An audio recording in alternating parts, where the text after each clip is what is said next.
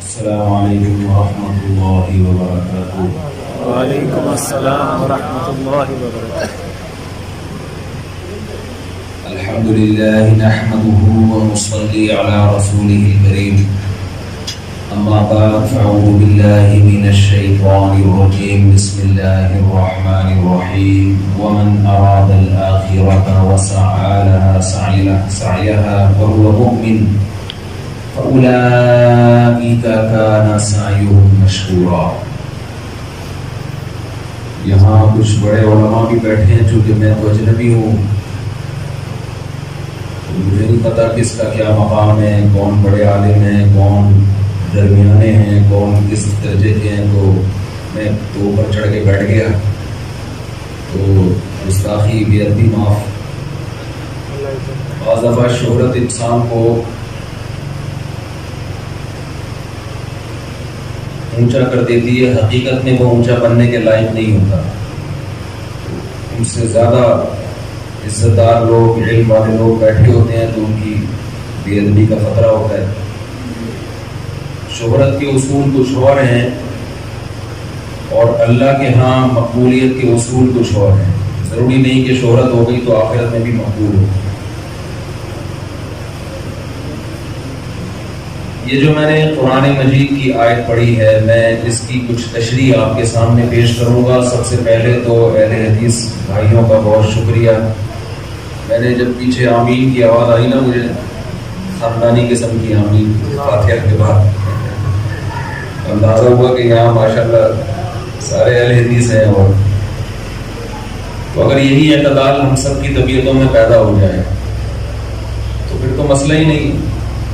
سعودی عرب میں آپ دیکھیں، ایک آدمی ہاتھ چھوڑ کے کھڑا ہوا ہوگا، ساتھ والا نے ادھر ہاتھ باندھا ہوا، تیسرے والے نے ناف پہ، چوتھے والے نے سینے پہ، ایک رفع الیدین کر رہا ہے، ایک نہیں کر رہا، ایک آمین کہہ رہا ہے، ایک نہیں کہہ رہا۔ تو اگر یہ سب چیزیں ہم برداشت کر لیں تو میرا خیال ہے پھر تو مسئلہ ہی حل ہو جائے۔ ایک حدیث پیش کر کے بس پھر میں جو اصل ٹاپک ہے اس پہ آتا ہوں۔ بخاری اور مسلم کی متفقون علیہ صحیح حدیث ہے بنو قریظہ کی، کہ آپ صلی اللہ علیہ وسلم نے چند صحابہ کو بنو قریظہ بھیجا۔ اس حدیث میں کچھ علمی نقطے ہیں، وہ نوٹ کر، وہ تو حدیث تو آپ سب نے سنی ہوگی، لیکن اس میں کچھ اہم پوائنٹ ہیں نوٹ کرنے کے،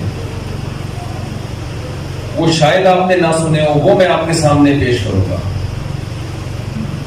آپ صلی اللہ علیہ وسلم نے بنو قریظہ کی طرف ایک لشکر بھیجا اور حکم دیا کہ جب تک بنو قریظہ نہ پہنچ جاؤ عصر کی نماز۔ اچھا، میرے بیان کا اصول یہ ہے کہ آپ کو میرے ساتھ بولنا پڑے گا، جیسے میں جملہ ادھورا چھوڑ دوں تو آپ فل ان دا بلینکس، خالی جگہ پر کر دیں، مجھے اندازہ ہو کہ آپ کی میرے ساتھ شریک ہیں، ایسا محسوس نہ ہو کہ جیسے میں ٹی وی میں آ رہا ہوں۔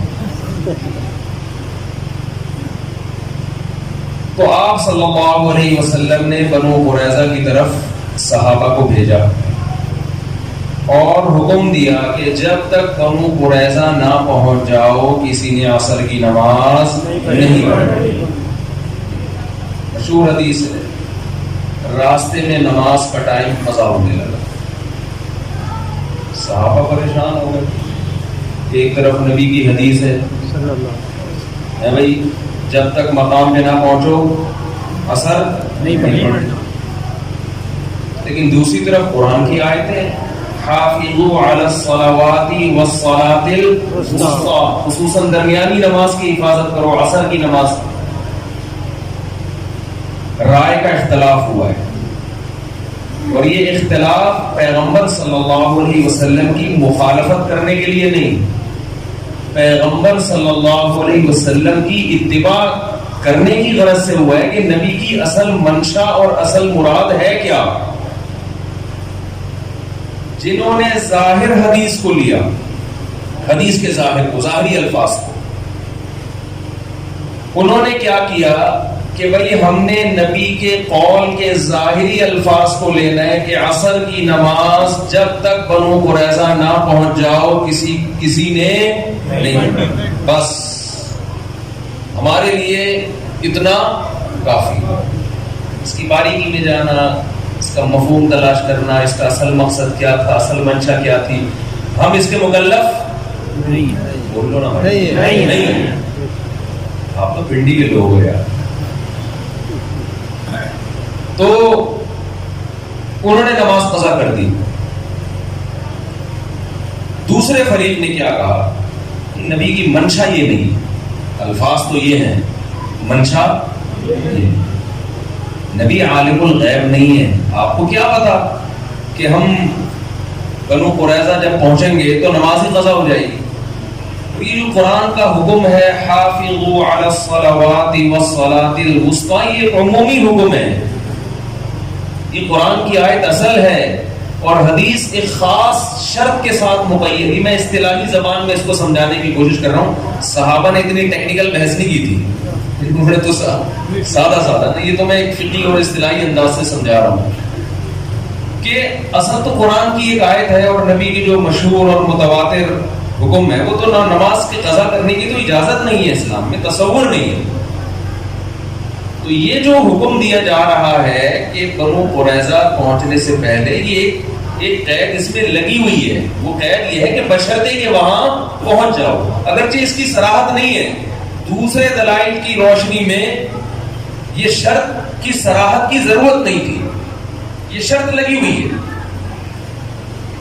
ایک فریق نے نماز کو قضا کر دیا، دوسرے فریق نے نماز وقت پہ پڑھی. جب یہ وفد واپس آیا، نبی صلی اللہ علیہ وسلم کو اطلاع ملی، آپ نے کسی فریق کی مخالفت، کسی کو غلط قرار نہیں دیا. دیکھو نبی کے دور میں جو واقعات ہوئے ہیں وہ اتفاقی نہیں ہیں، وہ اللہ کی طرف سے وجود میں لائے گئے ہیں امت کو ایک سبق دینے کے لیے. اسلام میں دو قسم کے اختلاف ہیں. ایک بنیادی عقائد، یہ بنیادی کا لفظ اس لیے بتا رہا ہوں کہ جب عقیدوں کی پیچیدگی میں جائیں گے تو اس میں بھی اختلاف ہوگا اہل حق کا. عقیدہ ہمیشہ اصولی نہیں ہوتا. عقیدوں کی بھی جب گہرائی میں جائیں گے نا پھر 10 فرقے بنیں گے. جو بیسک عقیدے ہیں اسلام کے ان میں اختلاف کی اسلام نے اجازت نہیں. اس میں اگر اختلاف کرے گا گمراہ ہے. ان 73 فرقوں میں 72 میں شامل ہیں جو فی النار، جو جہنم کی آگ میں ہوں گے. وہ کیا اختلاف ہے؟ عقیدہ توحید میں اختلاف. جی ہمارا رائے کا اختلاف ہے، خدا ایک بھی ہو سکتا ہے، دو بھی ہو سکتے ہیں، رائے کے اظہار کی ہے نہیں کوئی اجازت. یہ مارکیٹ میں بولو بھائی اتنا براڈ مائنڈیڈ بننے کی ضرورت نہیں. صاحب نے مجھ سے پوچھا، آپ مفتی صاحب بڑے براڈ مائنڈیڈ قسم کے ہیں، اگر کوئی یہ کہتا ہے نبی صلی اللہ علیہ وسلم ہر جگہ حاضر ناظر، مشکل کشا، حاجت روا سب چیزیں ہیں، تو اس کے پیچھے نماز جائز ہے کہ نہیں جائز؟ اتنے ہم اکثر ایک نعرہ لگایا جاتا ہے کہ یہ مولوی لوگ جو ہے لوگوں کو دائرہ اسلام سے نکالتے ہی رہتے ہیں. بھائی دائرہ اسلام سے ہم نکالتے نہیں ہیں، لیکن جو پکا نکل گیا ہو اس کو ہمیں دائرے میں لانے کی بھی اجازت نہیں ہے. ہمارے معذرت کر تھوڑی ابیوزو لینگویج استعمال کر سکتا ہوں معذرت کے ساتھ، تھوڑی اسٹائل ہے میرا، کیا کریں مجبور ہے. یہ ہمارے باپ کا دین نہیں ہے، اتنا اس سے زیادہ نہیں ہے. یہ ہمارے باپ کا دین نہیں ہے. یہ دائرہ ہمارے باپ کا بنایا ہوا تھوڑی، یہ تو اللہ کا بنایا ہوا دائرہ ہے.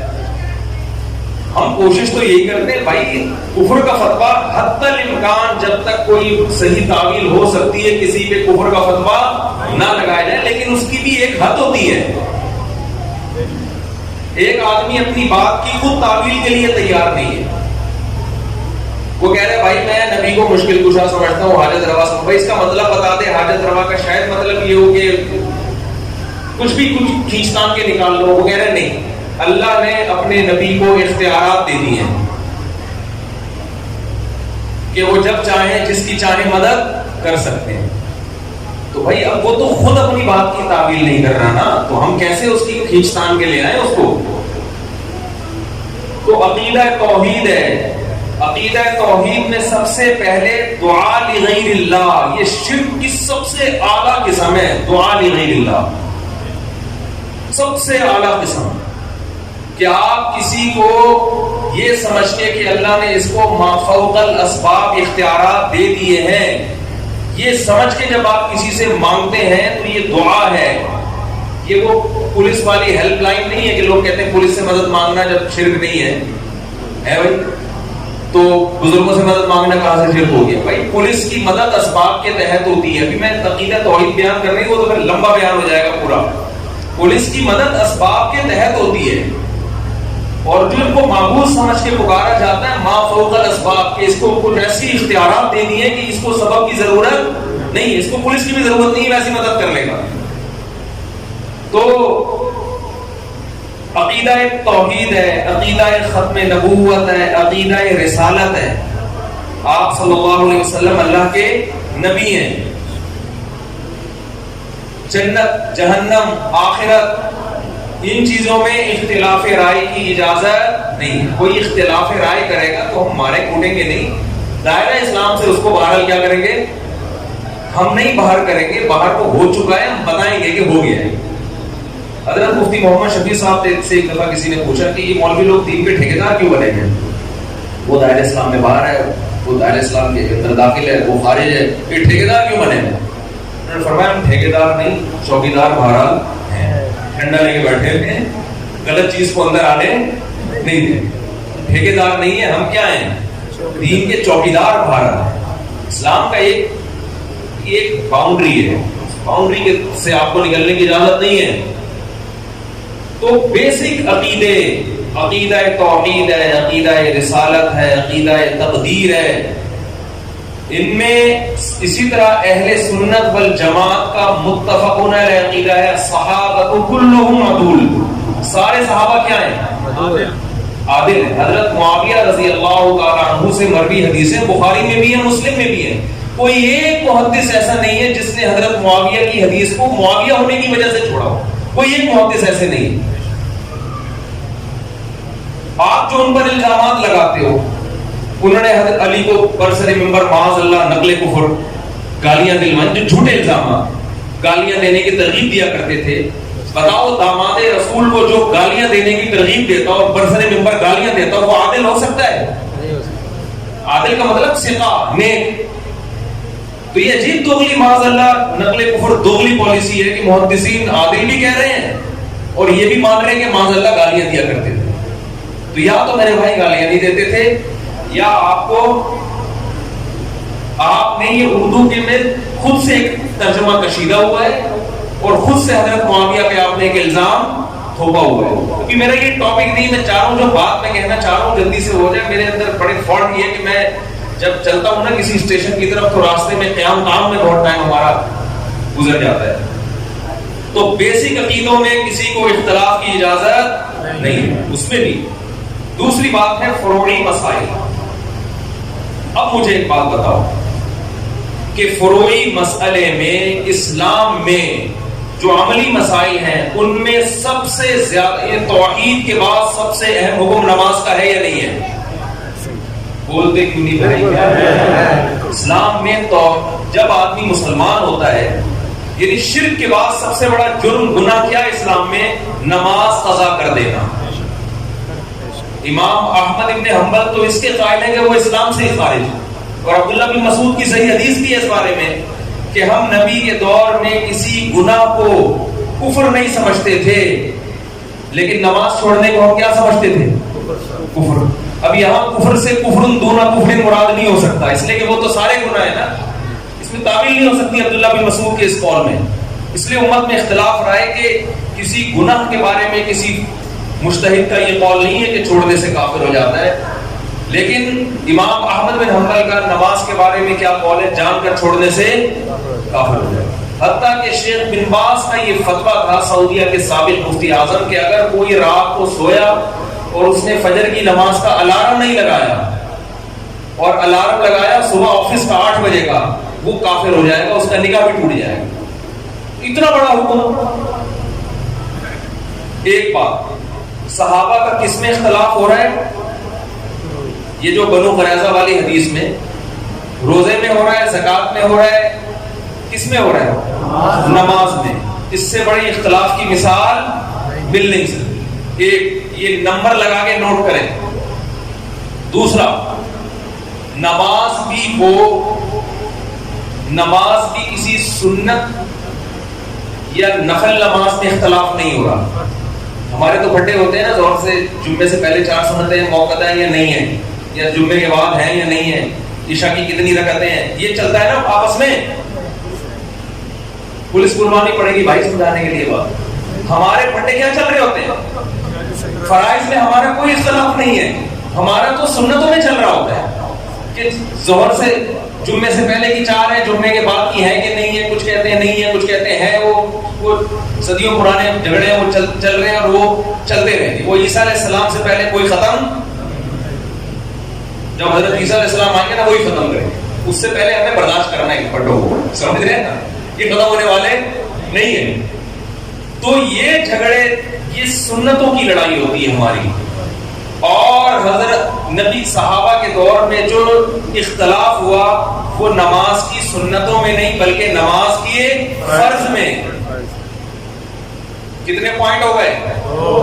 2. نوٹ کریں اس کو. 4 شادی میں بھی بات ہوگی انشاءاللہ، یہ ذہن رہے. یہ تو میں فرض سمجھتا ہوں. ایک صاحب ہمارے دوست ہیں، بڑی توحید کی بات بہت کرتے ہیں نا. مجھے ایک دن کہنے لگے یار تم 4 کے قائل ہو، میں توحید کا قائل ہوں. مجھے کہنے لگے میں 1 کا قائل ہوں. یہ توحید، یہ عقیدہ توحید کے زیادہ قریب 1 ہے یا 4 ہے؟ 1 ہے نا. میں نے ان سے کہا توحید اللہ کا خاصہ ہے، اللہ کے علاوہ کسی کو یہ حق دینا یہ توحید میں شرک ہے.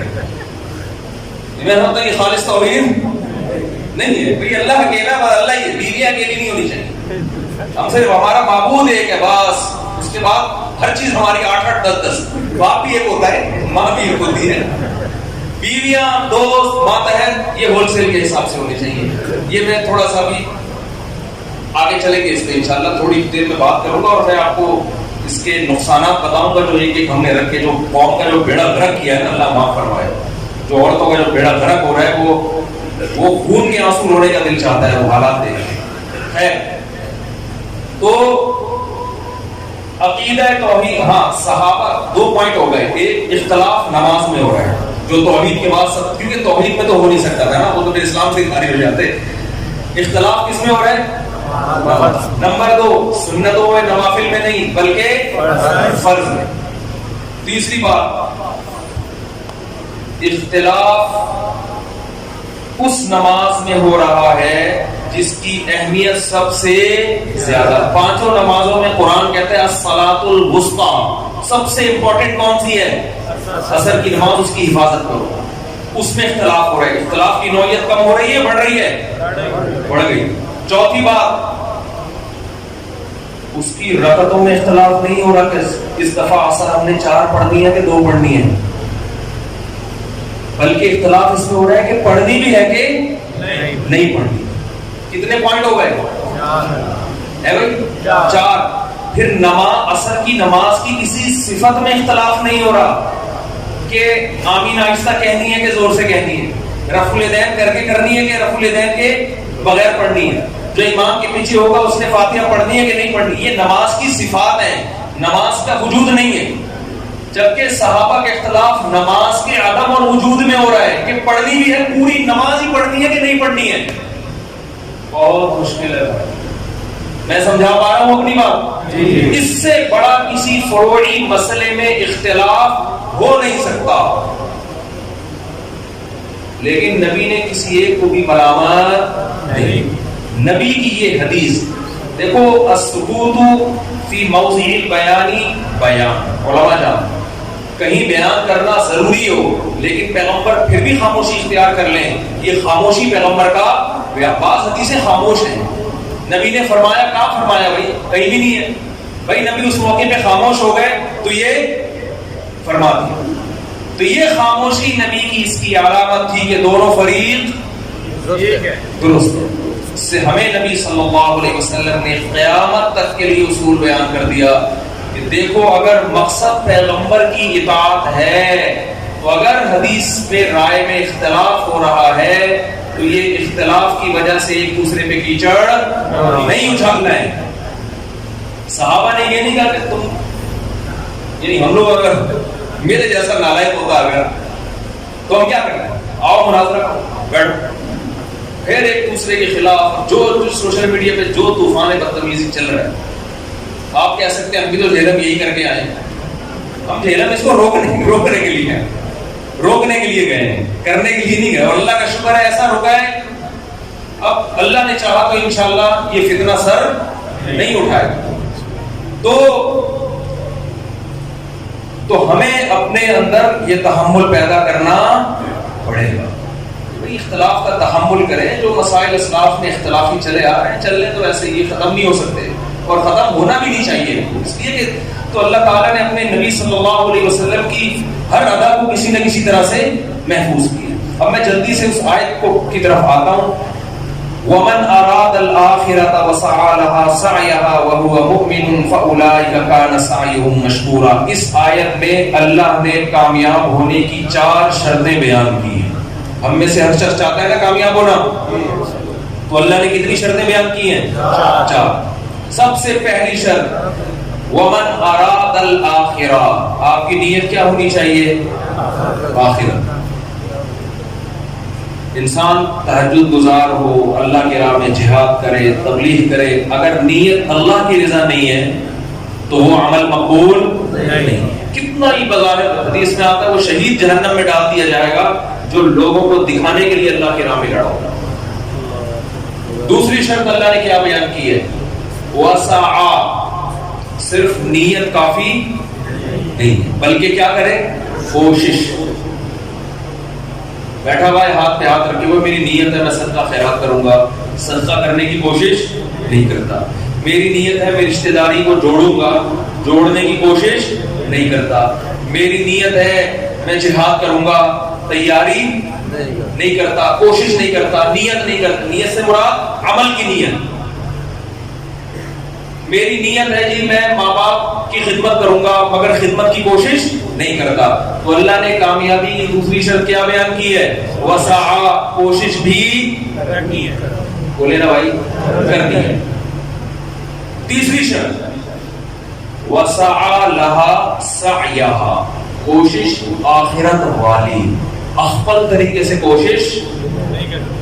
بولو بھائی، اخفل سمجھتے ہیں نا، اخفل کوشش نہیں کرتے۔ اب دیکھو فجر کی 2 رکعتیں ہیں، اگر میں کہوں کہ یار ایک اور ملا دو سال 3 پڑھ لو، بھائی میں کوئی غلط تو نہیں کر رہا نا کہ نبی امام نے 3 پڑھائی، پبلک پکڑ لے گی امام کو، بھائی امام صاحب آپ سے بھولے سے ایسے ہوا ہے، امام صاحب کہتے ہیں استغفر اللہ، بھولے سے نہیں، میں نے جان کر پڑھی ہے 3 رکعتیں۔ کیوں بھائی امام صاحب جان کر کیوں پڑھی؟ بھائی میں نے اس لیے پڑھی ہے کہ 2 سجدے پہلی رکعت میں، 2 دوسرے میں، 2 اگر قریبی میں لگا دو تو کیا جا رہا ہے بھائی؟ 4 تو اللہ کی طرف سے فرض ہیں، 2 ہماری طرف سے کیا ہو گئے؟ قریبی ہو گئے۔ اور اگر تم لوگ کو تکلیف ہوئی ہے، ٹائم زیادہ لگ گیا ہے، تو کل نہیں کروں گا میں، چلو کل سے دوبارہ 2 رکعتیں پڑھاؤں گا، آپ چھوڑ دو گے امام کو؟ بولے گا بھائی دوبارہ پڑھا نماز، بلکہ آپ تو کہو گے پتہ نہیں عقیدے اس کے صحیح ہے بھی ہے نہیں ہے، دوسرا امام لاؤ بھائی۔ اب وہ دلیل میں یہ دینا شروع کر دے کہ منع دکھاؤ، کہاں تیسری رکعت سے نبی صلی اللہ علیہ وسلم نے منع کیا ہے؟ کہاں نبی صلی اللہ، اور عقلی دلیل یہ دے کہ نبی کیسے اللہ کے سامنے سجدہ کرنے سے روک سکتے ہیں؟ ہم تو 4 کے 6 سجدے کر رہے ہیں، نبی نے تو فرمایا قرۃ عینی فی الصلاۃ، میری آنکھوں کی ٹھنڈک کس میں ہے؟ نماز میں، اور سجدہ تو رکن اعظم ہے۔ تو بھائی نبی نے منع کہاں کیا ہے؟ منع کی حدیث دکھاؤ۔ جتنے مرضی دلائل کے زمین آسمان کے قلابے ملا دے، میرا خیال ہے کوئی گوار سے گوار دیہاتی 5ویں کلاس کا بچہ بھی اس کے دلائل سے متاثر نہیں ہوگا۔ بھائی نبی نے جب 2 پڑھے تو نبی سے آگے نکلنے کی کوشش کر رہا ہے، 2 رکعتیں پڑھی ہے، عبادت توقیفی ہوتی ہے، اس میں اخفل طریقہ نہیں چلتا۔ یہاں تو میرے بھائی ہماری سمجھ میں یہ بات آتی ہے بہت معذرت کے ساتھ، جب ہماری خاندانی رسومات اور ہماری بدعتیں ہمارے سامنے آ کے کھڑی ہوتی ہیں اور شریعت دوسری طرف، تو پھر ہمیں یہ حدیثیں اور یہ باتیں سمجھ میں نہیں آتی۔ وہاں کہتے ہیں حرج کیا۔ ایک صاحب نے مجھ سے پوچھا یہ وضو کی ہم اتنی دعائیں پڑھتے ہیں اور طواف میں جی میری دعائیں مشہور ہیں، طواف کی دعائیں جو ہے اگر ہم پڑھیں تو حرج کیا ہے؟ میں نے کہا حرج یہ ہے کہ جو چیز ثابت ہے وہ چھوٹ جائے گی آپ سے. جب بھی کوئی انسان ایک بدعت پر عمل کرتا ہے نا تو اللہ اسے سنت چھین لے دیتا ہے. ہمارے شیخ حضرت مفتی رشید احمد صاحب فرمایا کرتے تھے بعض لوگ عملاً بدعتی ہوتے ہیں اور بعض مزاج کے بدعتی ہوتے ہیں. ان کو لگتا ہے کوئی چیز مارکیٹ میں نہیں آئے نا تو ان کو وہ والی چیز میں مزہ نہیں آتا جو ثابت شدہ ہو قرآن و سنت سے. تو قرآن نے کیا کہا ہے وَسَعَى لَهَا سَعْيَهَا, آپ کی اخفل کوشش بولو نہیں چلے. ساری رات انسان الٹا لٹک کے نماز پڑھتا رہے ثواب ملے گا؟ بتاؤ سیدھے کھڑے ہو کے نماز پڑھنا زیادہ مشکل ہے الٹا لٹک کے؟ محنت زیادہ کون کر رہا ہے؟ سعی کوشش تو وہ کر رہا ہے جو الٹے لٹک کے پڑھ رہا ہے. لیکن نماز کس کی ہوگی؟ تمیز سے سیدھا کھڑا ہو کے نماز پڑھ رہا ہے. تو ابھی کسی خاتون کا تھوڑی دیر پہلے فون آیا کہ میرے ابا کا انتقال ہو گیا تھا, ہم ہر جمعرات کو ان کے لیے کچھ لوگوں کو جمع کرتے ہیں دعا ہو. ہمارے جو پشاور سے تعلق رکھنے والے بھائی ہیں, پشاور والے بھائیوں کو بولتے ہوئے اتنا ڈر لگتا ہے کہ مجھے, یعنی کیونکہ ہمارے جو پشتون بھائی ہیں نا یہ حیرت میں بہت آتے ہیں. 100 دفعہ سوچنا پڑتا ہے کوئی زبان میں ذرا سی بھی دائیں بائیں کچھ بھڑک گئی تو وہ ہماری خیر نہیں. مہمان نواز بھی بہت ہیں, بہادر بھی بہت ہے, لیکن بہت حساس بہت ہے. پشاور میں KPK میں بہت معذرت کے ساتھ عادت ہے کوئی مر جائے نا تو جو تعزیتی پروگرام چلتے ہیں رشتہ دار کہتا ہے جو میت کا بیٹا کاش میں مر جاتا اور ابا یہ ذمہ داری مہمانوں کو نمٹانے کی سنبھال لے. یہ حالت ہو جاتی ہے. یعنی ان کا یہ ہوتا ہے, سب کی بات نہیں کر رہا بھائی, جو بیان سن رہے ہیں ان کے علاوہ بندہ مر جائے نا تو تمبو لگنے کے بعد تعزیتی پروگرام, پھر قرآن خوانیاں, پھر دیگیں, پھر جو آ رہا ہے اس کو چائے, پھر ایک رسم ہے جو آ رہا ہے دعائے خیر و شفاء اللہ تعالیٰ مغفرت نہ دے وغیرہ وغیرہ, پوری لمبی دعا. جو بھی آئے گا سب نے ہاتھ اٹھانا ہے. ہاتھ نہ اٹھائیں تو اس بات کا خطرہ ہے جہاں جنازہ لیٹا ہوا ہے تھوڑی دیر میں آپ بھی وہی لیٹ.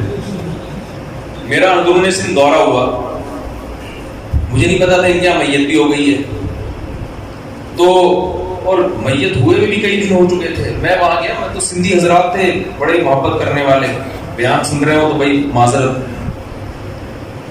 تو ان کے کہیں والد صاحب کا 30-40 دن پہلے انتقال ہو گیا.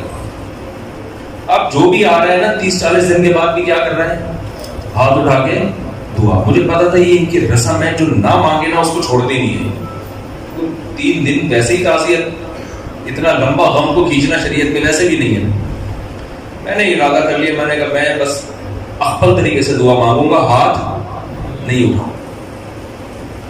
میں نے ان سے کہا, انہوں نے مجھے کہا وہ ہمارے ابا کا بھی انتقال ہو گیا تھا, دعا کرتے ہیں. میں نے دل سے دعا ہے اللہ ان کی مغفرت فرمائے, ان کے درجات کو بلند فرمائے, ان کو ترقی. اتنی میں نے اپنے ابا کے لیے شاید دعا نہیں مانگی ہوگی جتنے ہاتھ اٹھائے بغیر ان کے ابا کے لیے دعا. انہوں نے کہا ہاتھ اٹھا کے ہو جائے. میں نے کہا بس یہ ہو گئی, بس اتنا کافی ہے. نہیں جی ہاتھ اٹھا کے ہو. میں نے کہا ہو گئی, دل سے دعا مانگی. کہہ رہے آپ ہاتھ کیوں نہیں اٹھا رہے؟ میں نے کہا دیکھو سب اٹھاتے ہیں, یہ ضروری سمجھ لیا ہے. کوئی چیز اپنے اوپر مسلط نہ کرو, ہنسی خوشی زندگی گزارو. جو زندہ ہے ان کی بھی فکر کرو نا, کچھ ان کو ٹینشن نہ دو. نہیں بھائی, پھر تھوڑی دیر میں بندہ آیا, ہاتھ اٹھائے, ہم بھی ڈھیل بن کے بیٹھ گئے تھے. پھر کیا ہوا جی, کھانا تھا, کھانے کے بعد ان کے دفتر میں گئے, کوئی ان کا افتتاح تھا. پھر انہوں نے کہا ہاتھ اٹھائے. میں نے کہا اللہ اس سے زیادہ میرے بس میں یہ پکڑ کے مجھے مارے. انہوں نے ہاتھ اٹھا لیا. میں نے کہا اللہ میں تو چاہ رہا تھا لیکن یہ جبر میں آ جاتا ہے, اس سے زیادہ میں میرے بس میں نہیں. بھائی کیوں جو چیز شریعت سے ثابت نہیں ہے اس کے پیچھے کیوں اتنا پڑ جاتا ہے؟ عربوں میں میتیں ہوتی ہیں, کتنے آرام سے انسان ہنستا کھیلتا دنیا سے جاتا ہے, اور کوئی قرآن خوانیاں نہیں ہوتی اس کے لیے, کوئی بڑے بڑے پروگرام نہیں ہوتے. ما تعالی الایمان ما قدر اللہ. عربوں کی زبان پہ 2 جملے ہوتے ہیں, ما قدر اللہ جو اللہ نے مقدر کیا, ما تعالی الایمان خوشی کی بات ہے ایمان پر گئے. دعا کرتے رہتے ہیں بیٹھ کے اس کے لیے.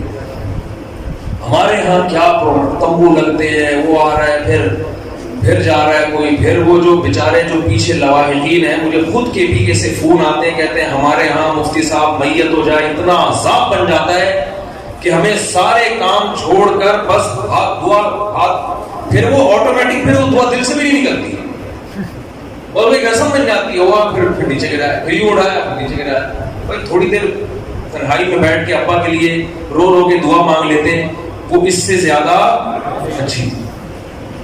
پھر وہ ہیلا ناجزہ ہوتا ہے، پتہ نہیں ابا کی نمازیں معاف ہو رہی ہیں، وہ صدقہ اس کو دیا، پھر ادھر سے صدقہ اٹھا کے اس کا دیا، پھر ادھر سے کیا ہو رہا ہے پتہ نہیں. تو یہ اللہ قرآن میں کہہ رہا ہے وَسَعَى لَهَا سَعْيَهَا، پشاور والوں اخبل طریقہ نہیں چلے گا. وَسَعَى لَهَا سَعْيَهَا، کوشش وہ ہوگی جو اللہ اس کے رسول نے بتائی ہے. تو بدعت کے خلاف مل کے جد و جہد کرنی چاہیے، بدعت کو معاشرے میں پنپنے نہیں دینا چاہیے. اور آخری شرط اللہ نے کیا بیان کی ہے، وَهُوَ مُؤْمِنٌ.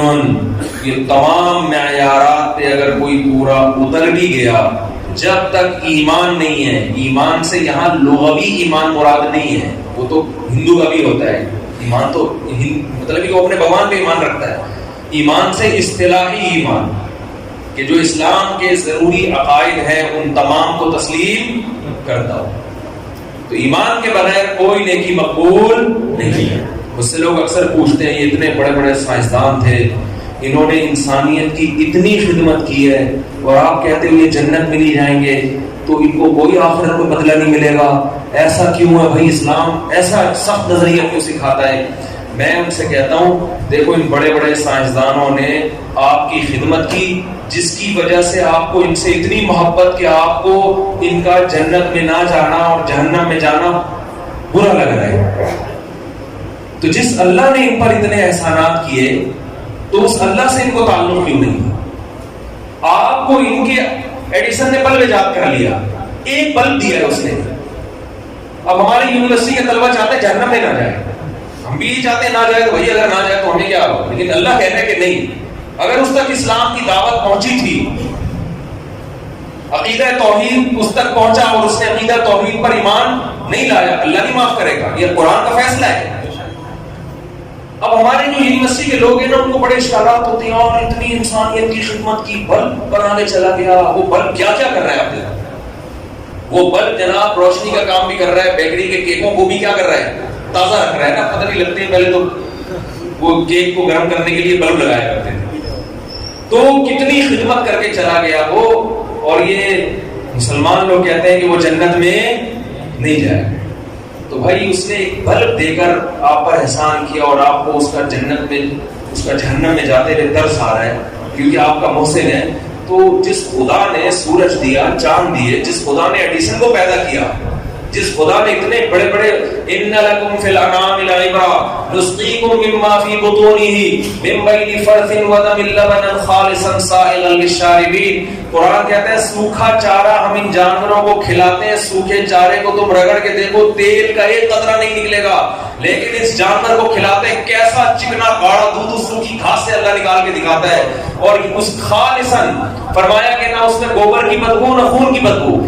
ایک ہی فیکٹری میں اس چارے سے گوبر بھی بن رہا ہے، خون بھی بن رہا ہے، دودھ بھی بن رہا ہے، لیکن اس فیکٹری میں جہاں دودھ تیار ہو رہا ہے نہ گوبر کی بدبو آتی ہے نہ خون کی رنگت. خالصاً یہ اس کا کلر دیکھو اور مزہ دیکھو، سائغا للشاربین، پینے والوں کے حلق میں پھسلتا چلا جاتا ہے. بتاؤ دودھ کی ایجاد عجیب، زیادہ عجیب ہے یا بلب کی ایجاد؟ دودھ کی ایجاد بلب سے کئی گنا زیادہ عجیب. اور یہ دودھ اگر ہمیں پینے کو نہ ملے، ان بلبوں کو ہم خود ٹینشن میں آ کے اپنے ہاتھوں سے توڑ کے ختم کر دیں گے.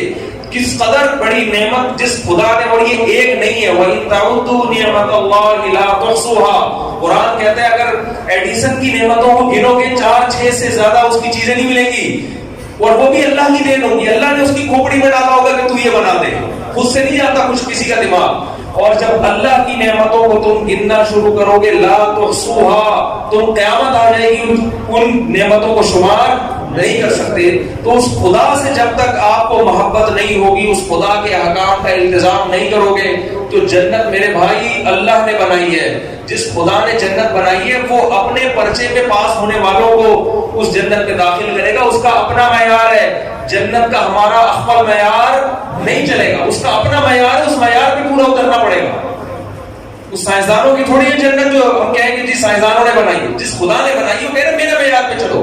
ایک چھوٹی سی بات کر کے اپنے بیان کو ختم کرتا ہوں. دیکھو, آپ گھر سے باہر بہت اچھے ہیں دوستوں میں. باپ آپ کو اچھا جب کہے گا جب آپ باپ کے ساتھ اچھے ہو. دوست آپ کو اچھا جب کہے گا جب آپ دوست کے ساتھ اچھے ہو. اچھائی اور برائی کا جو معیار ہے وہ ہر ایک کا دوسروں سے مختلف ہے. بیوی آپ کو اچھا جب کہے گی جب آپ, جو بیویاں میرا بیان نہیں سن رہی ان کی بات کر رہا ہوں, جو خواتین یعنی ان لوگوں کی جو بیویاں, آپ کا پتہ نہیں کتنی بیویاں مول صاحب نے رکھی ہوئی ہیں, تو لوگوں کی بات کر رہا ہوں کہ عورت اس شوہر کو اچھا کہے گی جو پوری توجہ کس کو دے, بیوی کو. لیکن ساس اس شوہر کو اچھا, اس بیٹے کو اچھا کہے گی جو پوری توجہ کس کو دے, ماں کو. تو میرے بھائی ہمارے ہاتھ میں اگر جنت ہوتی تو پھر ہمارے معیارات دوسروں سے مختلف. ہر شخص کا اپنا معیار. جنت چونکہ اللہ نے بنائی ہے لہذا معیار بھی کس نے رکھا ہے, اللہ. اللہ کہتے ہیں جو سب سے پہلے میرے ساتھ مخلص ہوگا اس کو میں جنت میں داخل کروں گا. تو یہ اللہ کا معیار ہے.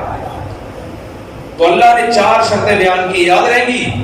نیت اچھی ہو, نمبر 2 کوشش بھی کرے, نمبر 3 اس کوشش میں بدعتوں کو شامل نہ ہونے دے, اور نمبر 4 عقیدہ بھی اس کا صحیح ہو. یہ 4 کوشش ہوگی تو اللہ فرماتے ہیں فَأُولَٰئِكَ كَانَ سَعْيُهُمْ مَشْكُورًا. ان کی کوشش کا صرف بدلہ نہیں ملے گا, بہت اچھا بدلہ ملے گا. مشکورہ کا یہ مطلب ہے صرف بدلہ نہیں بلکہ جتنا کرو گے کم سے کم 10 گنا, اور اس سے زیادہ اللہ جس کے لیے چاہے بڑھا. تو اللہ سے دعا ہے جو باتیں اللہ نے کہلوائی اس میں جو کمی کوتاہی ہوئی اللہ معاف فرمائے.